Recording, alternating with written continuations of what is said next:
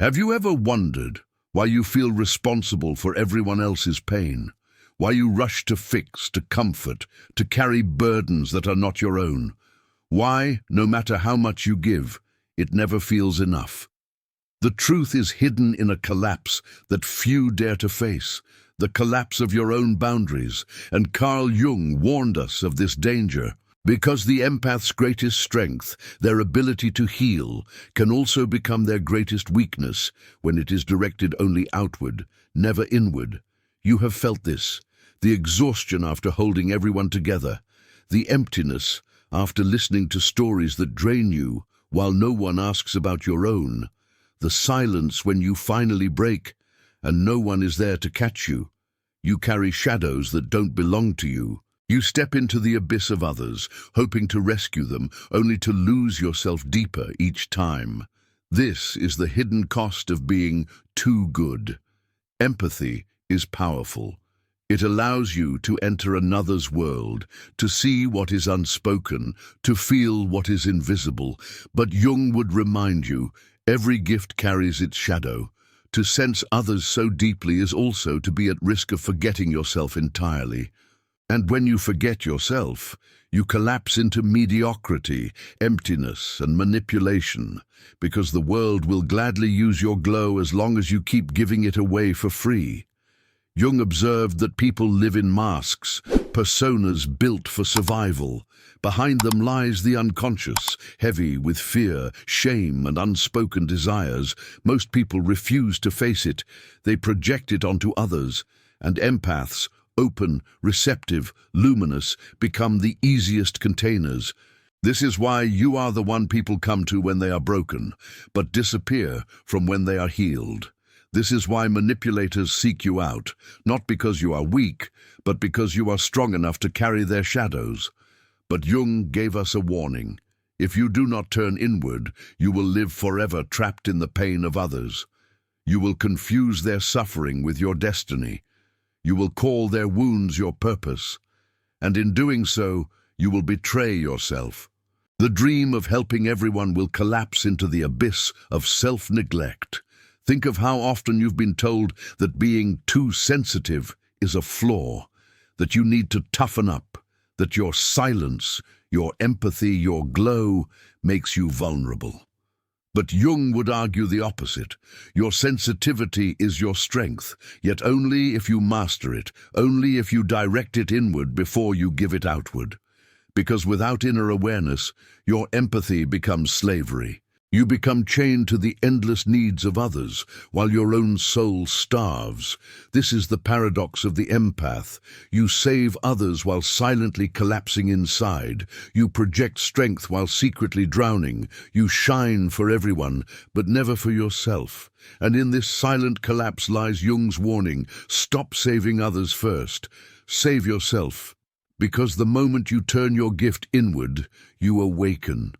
Let us explore the abyss of this truth. Empaths are drawn to pain like moths to flame. They sense suffering and cannot look away. They feel a duty to heal it. But Jung would ask, what in you seeks this? Is it love, or is it fear? Is it compassion, or is it avoidance of your own shadow? Too often, empaths distract themselves from their own wounds by tending to others.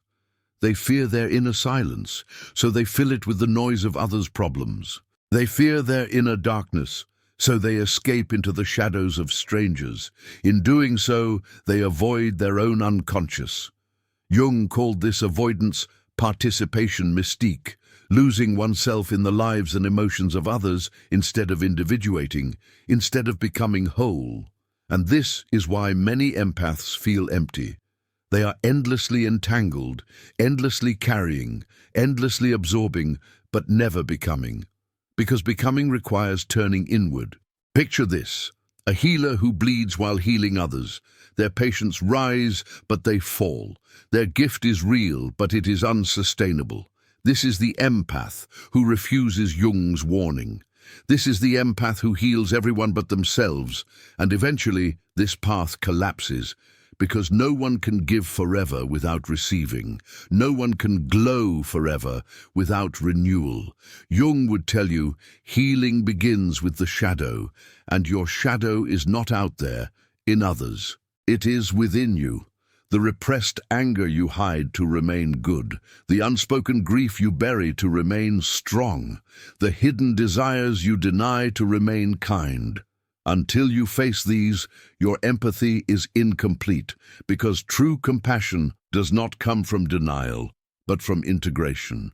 You may think, but isn't it selfish to focus on myself? Isn't my purpose to help others?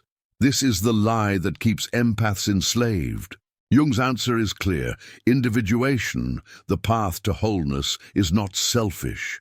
It is the only way to truly help others, because if you are not whole, your help becomes contamination. You project your own wounds onto others. You save them not because they need saving, but because you need distraction. You love them not because you see them, but because you fear being alone with yourself. This is not healing. This is avoidance disguised as compassion. The collapse comes when you realize you have healed many, yet you remain broken. You have carried many, yet you remain empty. You have saved many, yet you feel unsaved. And in this moment, you hear Jung's voice. Stop saving others first. Heal yourself. The abyss you fear is not out there, it is inside you. The silence you avoid is not emptiness, it is your truth. The shadow you deny is not evil, it is your power. To awaken is to turn toward it, to look inside, to claim what has been hidden, to integrate what has been denied. This is the rare glow Jung described, not the glow of martyrdom, but the glow of wholeness. Think of the lives you've touched, the countless times your presence has soothed another. Now imagine if you carried that same compassion inward. Imagine if you turned that same patience, that same forgiveness, that same understanding onto yourself.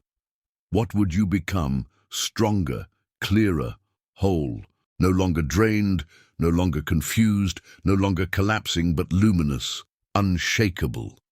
This is the path Jung envisioned, not endless sacrifice, not endless saving, but individuation, becoming who you truly are. For the empath, this means redirecting the gift inward first, then outward, because only when you heal yourself can your glow become sustainable. Only then can you give without collapse. Only then can you shine without dimming. And yet, this is the hardest step, because it requires breaking the pattern. It requires saying no when you've always said yes. It requires facing your silence when you've always filled it with others. It requires admitting that your empathy has sometimes been an escape from yourself. This is the confrontation Jung demanded, to stop dreaming outside and to awaken inside. So now the question is, are you ready to face this? Are you ready to turn inward? Are you ready to stop saving everyone else and save yourself first? Because the moment you do, everything changes. Your empathy becomes clarity, not confusion. Your glow becomes strength, not exhaustion. Your gift becomes freedom, not slavery. In the next part, we will go deeper into the mechanics of this transformation. We will explore why people resist self-healing, why they fear their own unconscious, and why Jung believed that empaths are not only healers of others, but potential healers of the collective, if they dare to awaken themselves first. Why is it so hard for empaths to stop saving others? Why does the thought of turning inward feel almost impossible?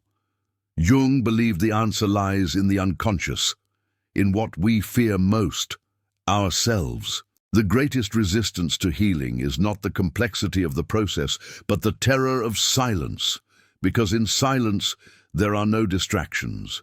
In silence, the truth of who you are and who you are not comes forward. And for empaths, this truth can be overwhelming. From a young age, many empaths learn that their value lies in what they give. They become the caretakers, the listeners, the ones who carry the family's unspoken pain. Their worth is tied not to who they are, but to how much they can sacrifice. By the time they reach adulthood, saving others has become their identity. To stop would feel like betrayal. To heal themselves would feel like selfishness. And so they resist. They pour themselves out until they are empty, convinced that this is love. But Jung would call this a dangerous illusion.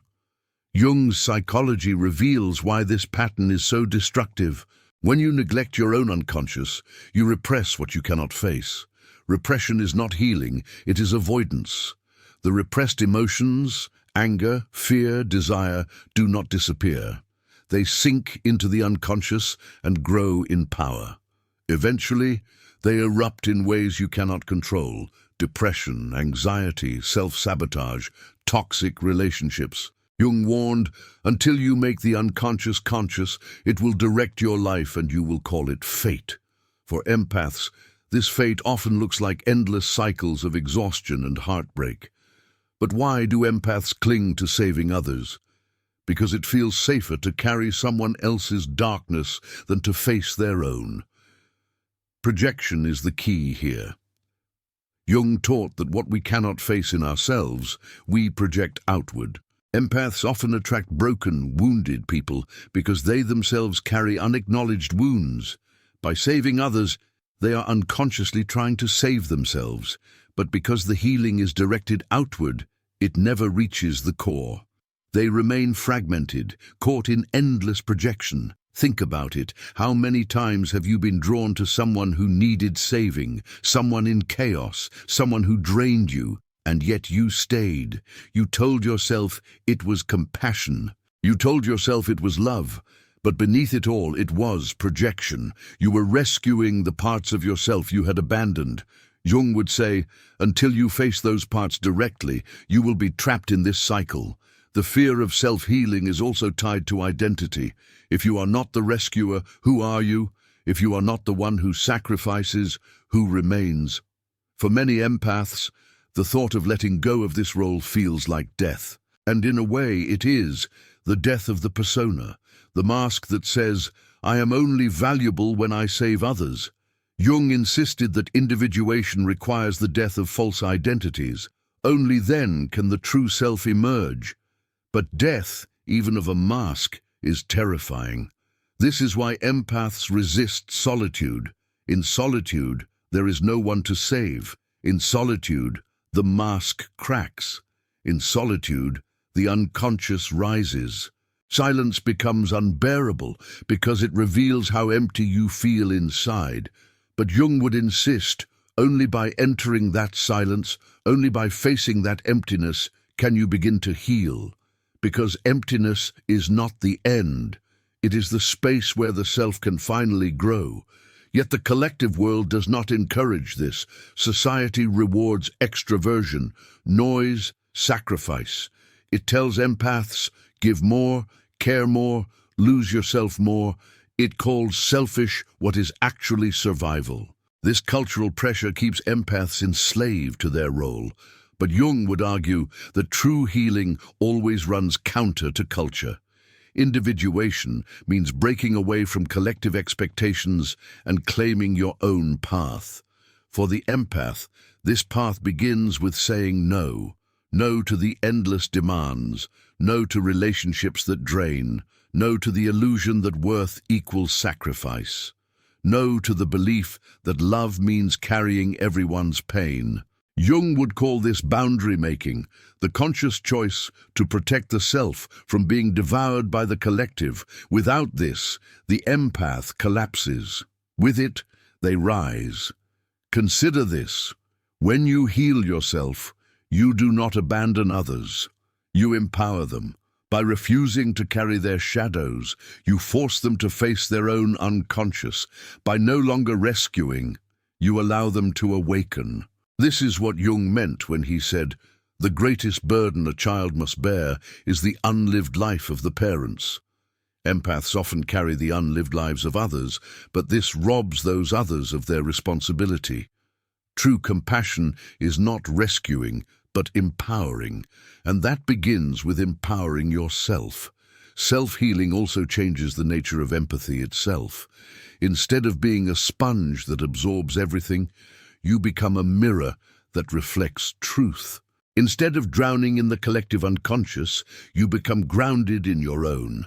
Your glow becomes sharper, clearer, stronger. People may resist you at first. They may accuse you of changing, of being selfish. But this is only because your boundaries reveal their own shadows. Do not be afraid of their discomfort. Jung would remind you, their projection is not your truth. One of the most dangerous illusions for empaths is the belief that if they stop saving others, they will lose love. But the opposite is true.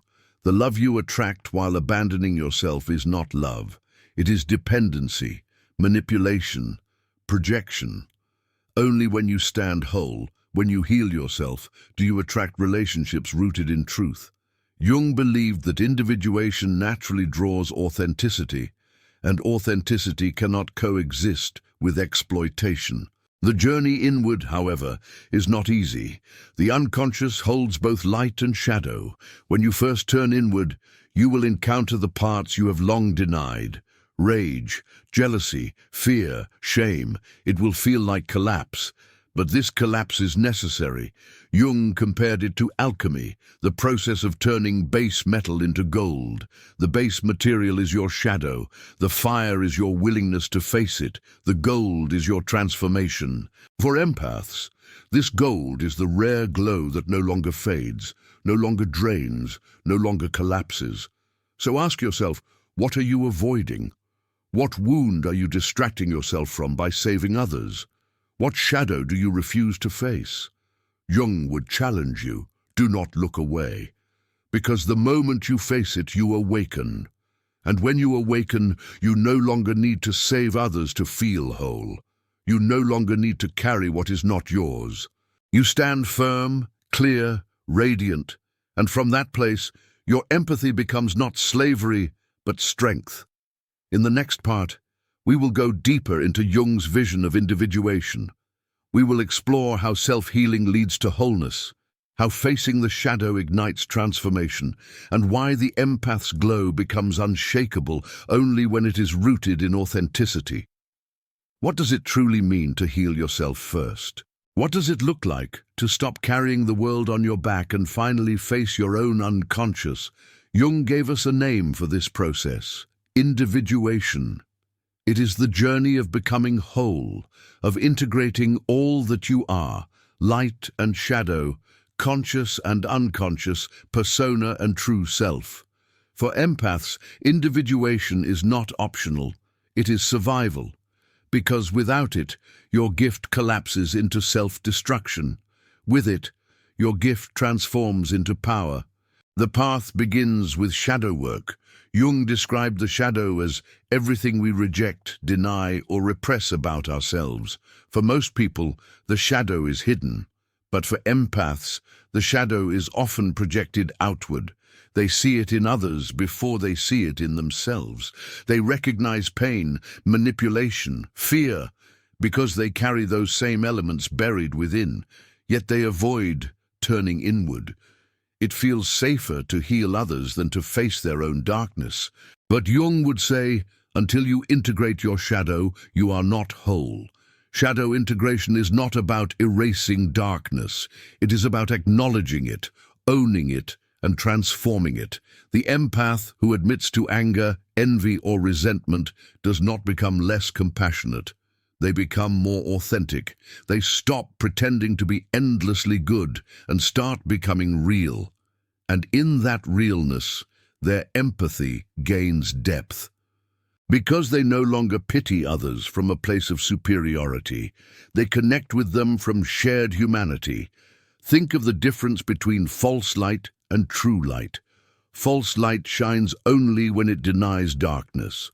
True light shines precisely because it has walked through darkness and emerged on the other side. This is the glow Jung described. Not a fragile glow that flickers when drained, but a steady radiance born from integration. Empaths who heal themselves no longer fear their shadow. They wield it. They channel anger into boundaries, pain into wisdom, and fear into courage. Individuation also demands confronting the persona, the mask you wear to survive. For empaths, the persona is often the healer, the caretaker, the strong one. This role is praised, even rewarded. But Jung warned, the persona is not the self. It is only a mask. When you confuse it with your identity, you lose yourself. Individuation requires removing the mask and facing what lies beneath. And often, what lies beneath is a soul that has been neglected for years. This confrontation is painful. Without the mask, who are you? Without the role, what remains? For many empaths, this is where the abyss opens. They feel empty, lost, undefined. But Jung would insist, this emptiness is not death, it is rebirth. It is the clearing of old illusions, the space where the true self can emerge. Only by letting the false identity collapse can the authentic self rise. As you heal, something extraordinary happens. Your empathy shifts. Instead of being a sponge that absorbs everyone else's emotions, you become a container that holds them without being drowned. You no longer confuse compassion with sacrifice. You no longer rescue to avoid your own pain. You see clearly what is yours and what is not. This clarity is power. It transforms empathy from a curse into a gift. And others will notice. When you stop rescuing, people who depended on your weakness will leave. They will call you selfish, cold, changed. But Jung would say this is necessary. Their departure is proof that you are no longer carrying what is not yours. At the same time, you will begin to attract those who resonate with your wholeness. Authentic connections, rooted not in dependency but in mutual respect, will replace toxic ones. This is the law of individuation. As you align with your true self, your outer world reshapes itself. But let us not romanticize this journey. Individuation is not easy. It is confrontation after confrontation. It is the willingness to see in yourself what you despise in others. It is the courage to admit that sometimes your empathy has been control, that sometimes your kindness has been avoidance, that sometimes your light has been a mask. Jung believed that the unconscious resists being made conscious. It fights back. It creates fear, confusion, chaos. But if you persist, if you keep turning inward, the unconscious begins to integrate. And with each integration, your glow grows stronger. At this point, empathy becomes rare. Most people live only in masks, trapped in projections, avoiding their unconscious. But the empath who individuates becomes different. They carry a presence that cannot be faked, a silence that speaks louder than noise, a strength that does not dominate but liberates. This is the rare spiritual glow Jung hinted at. It is not the glow of being liked by everyone. It is the glow of being whole, even if misunderstood. Imagine walking into a room and no longer absorbing everything. Instead, you observe with clarity. You sense manipulation, but you are not controlled by it. You sense pain, but you are not swallowed by it. You sense chaos, but you remain grounded.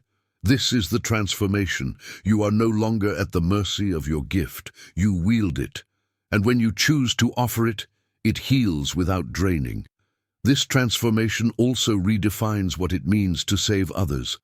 Jung would argue that true saving is not rescuing, but awakening. When you heal yourself, you become a mirror. Your wholeness reflects to others what they could become. Your boundaries teach them to build their own. Your authenticity challenges their masks. Your silence calls them into their own unconscious. In this way, you still heal, but not by carrying others. You heal by embodying truth. For Jung, the ultimate goal was individuation, not perfection, but wholeness. And for empaths, individuation is liberation, no longer trapped in cycles of exhaustion, no longer enslaved to the needs of others, no longer collapsing under the weight of shadows that aren't theirs. Instead, they rise as individuals who carry light consciously. Light that has faced darkness, light that cannot be manipulated, light that glows not from sacrifice, but from authenticity. This glow is rare, and because it is rare, it is misunderstood. Many will not understand your transformation. They will miss the version of you who gave endlessly, who absorbed endlessly, who sacrificed endlessly. But you must remember, that version of you was dying. The glow you carry now is alive, and even if others cannot see it, you will feel it. You will wake up with clarity, with strength, with peace.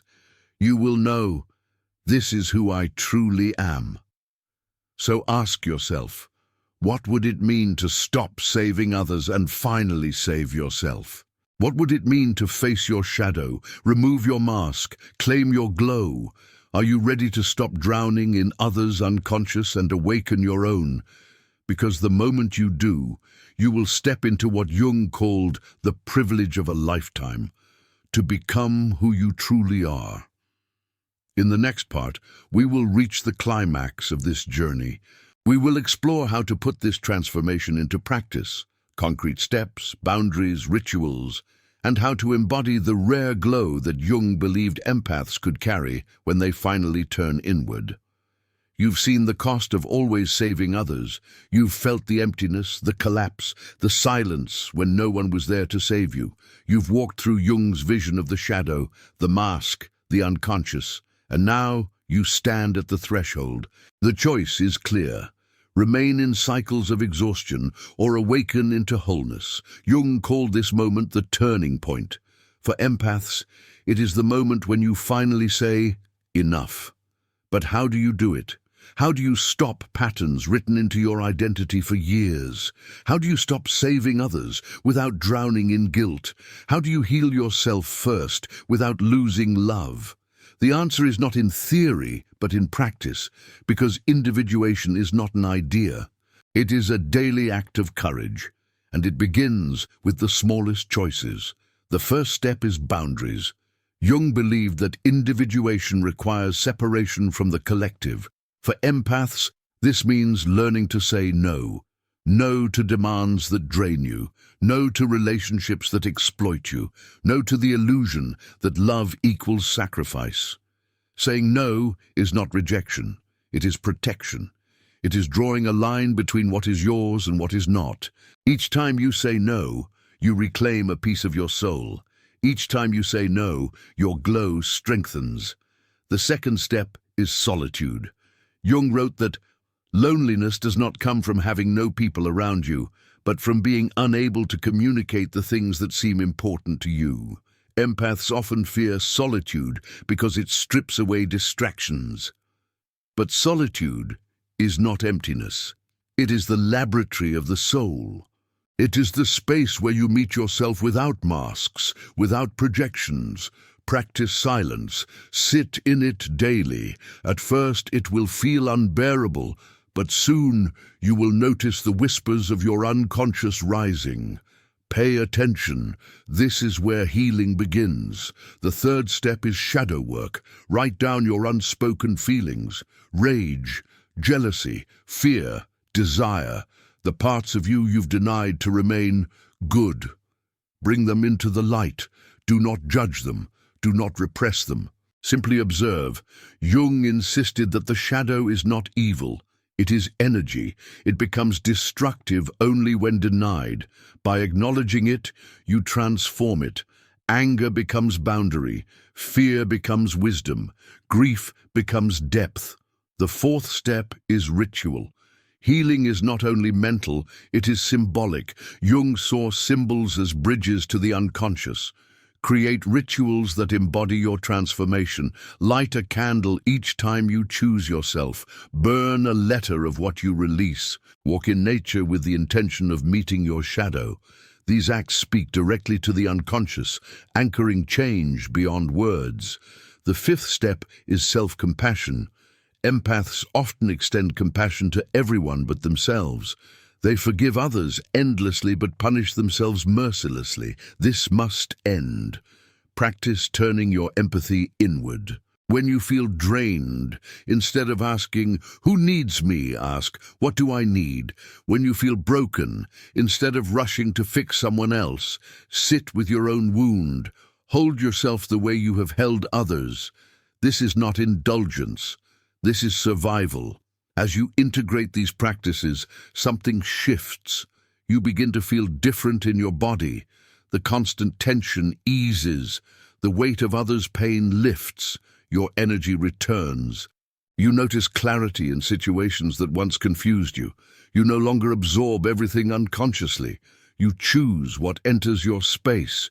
You choose what stays.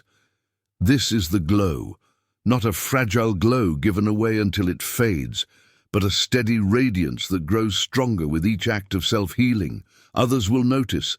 Some will resist. They will accuse you of being different, selfish, distant. But Jung would remind you, their discomfort is not your truth. It is their projection. Let them project. You are no longer here to carry it. You are here to awaken. And awakening is rarely comfortable for those who still sleep. Yet others will be drawn to you. Not the broken ones seeking saviors, but the whole ones seeking truth. People who resonate with your authenticity. People who respect your boundaries. People who share light without taking yours. This is the paradox. By healing yourself, you become more powerful for others. Not as a rescuer, but as a mirror. Your very presence becomes healing, not because you carry them, but because you show them they can carry themselves. This is the transformation Jung envisioned. Individuation is not about rejecting the world. It is about returning to it whole. For empaths, this means you will still heal, but differently. You will heal not by collapsing, but by standing, not by absorbing, but by radiating, not by rescuing, but by reflecting. This is the rare glow, light that has faced darkness, love that has faced boundaries, compassion that has faced truth. Imagine yourself a year from now, no longer drained, no longer defined by others' needs, waking up with clarity, energy, peace, walking into rooms without absorbing chaos, attracting relationships rooted in truth, carrying a silence that speaks louder than words. This is not a dream.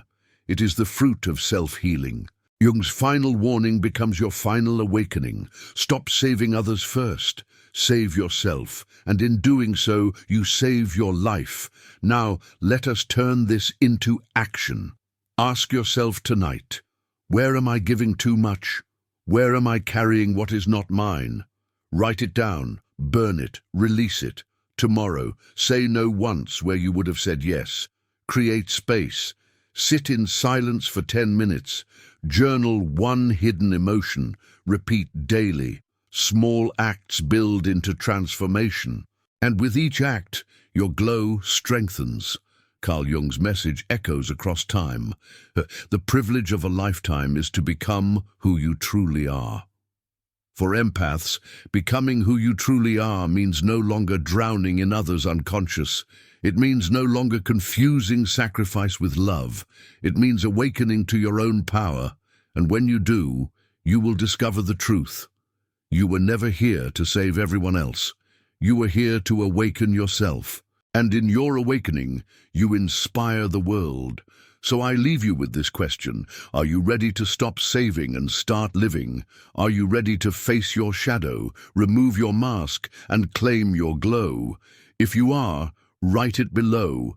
Write, I choose awareness. Write, I choose myself. Write, I choose awakening. Because your words are not just comments, they are declarations. They are the first act of self-healing, and they will remind you, the glow is yours.